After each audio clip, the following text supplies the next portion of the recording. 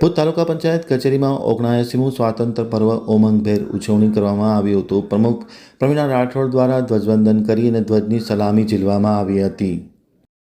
79મા સ્વાતંત્ર્ય દિનનું ધ્વજવંદનનું ભુજ તાલુકા પંચાયત દ્વારા આયોજન કરવામાં આવ્યું હતું।